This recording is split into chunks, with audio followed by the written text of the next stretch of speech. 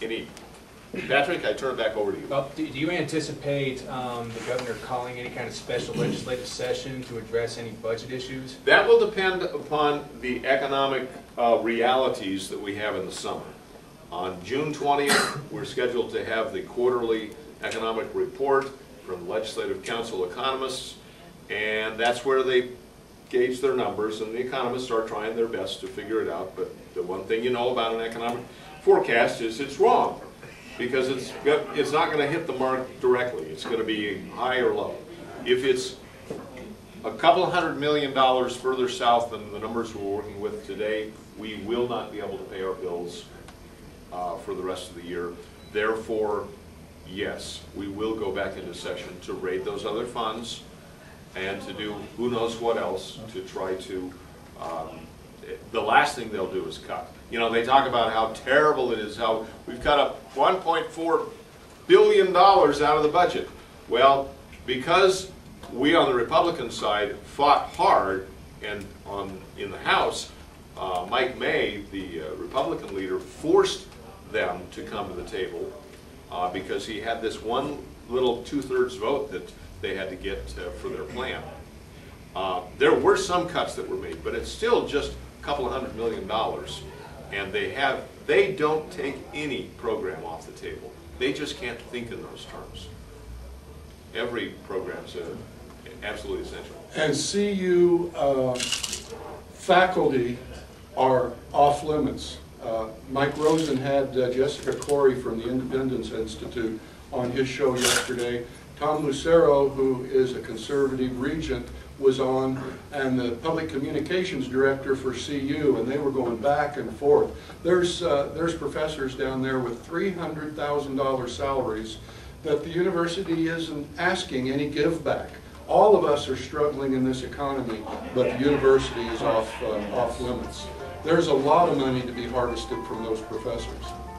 Well, that's an example of just how the government system works, and it works at every level. Now, I'll also admit that there are some systems within government at all levels that are just giving and giving and giving and being, taken advantage of as well. At the legislative level, you can't fix the micro details. You've got to do it with a Sweeping brush. A very sweeping brush, or a very blunt instrument, you might say. Honestly, those are the choices we have: cut or don't. One thing I've been trying to get them to do, and this is one of the things that one of the cuts that was put in place, was an across-the-board percentage cut left up to each department to sort out where the priorities really are. You know, Representative Kent Lambert, who used to be a SAC bomber pilot, the U.S. Air Force, said that back in the Carter administration, his unit had a 30% cut. And he said, it's hard, but you can do it. I can also give you interesting tales on how they barely made it across the Atlantic once. But nonetheless, that's a 30%. Obama thinks it's a terrible cut when you do less than 0.5%, and then slap a 1.2 or 1.8 trillion dollar deficit on top of the thing. They don't get it yet. They don't understand that in the real world we live within our means, and we have yet to force that point upon the legislature. We will. The reason I jumped off on the CU issue there is I don't think the legislature should say, you cap the professors' salaries or whatever. I think we simply say, here's what you've got to work with. President Bruce Benson, work with it. And they eliminate conservative chair positions and leave the liberal salaries where they are. Well, that's true, except we really don't have any liberal chair or conservative chair positions yet. They eliminated the property tax for senior citizens that have lived in their homes for more than 10 years. That has been, it was going to raise how many millions of dollars? That was a $92 million. That was close to $100 million for taking that for seniors. Yeah, and that is a tax increase, folks. Well, not necessarily, because it was just the taxes on the home mill levy and value saying it was a benefit. I mean, to be fair. Well, here's the reason. That's semantics. It was a tax increase.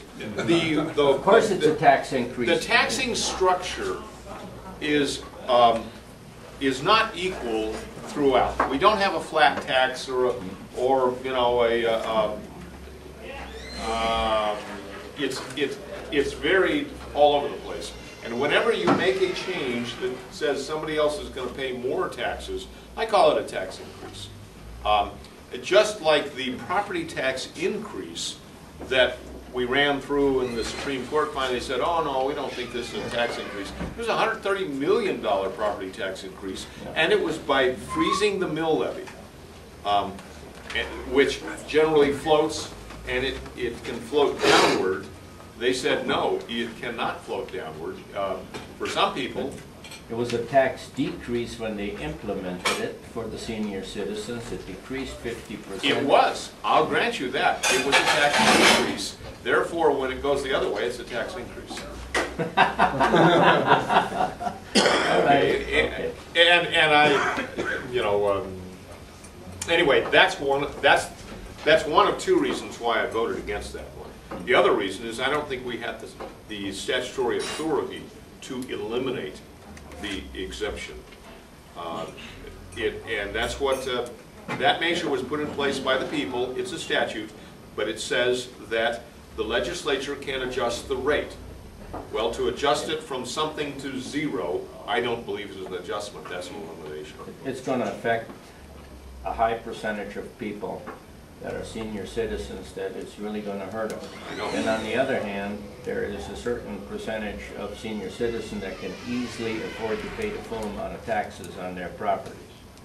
Well, true, but this particular measure does not have a qualification of that sort. It's, you know, yeah. You know, so I'll grant as far as, if you want to talk in terms of fairness, there are some inequities. Yes.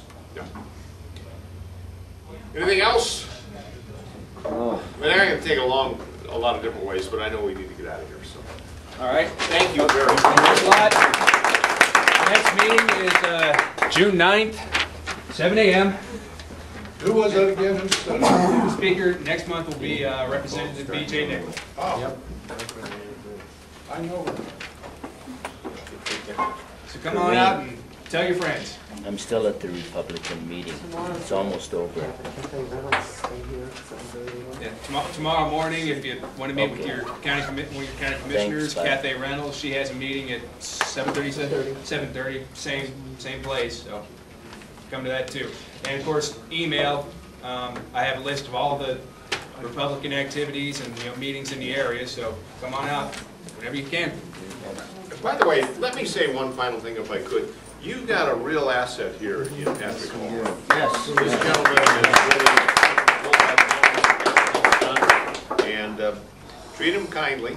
Don't run him out of town. Not a chance. Thanks a lot.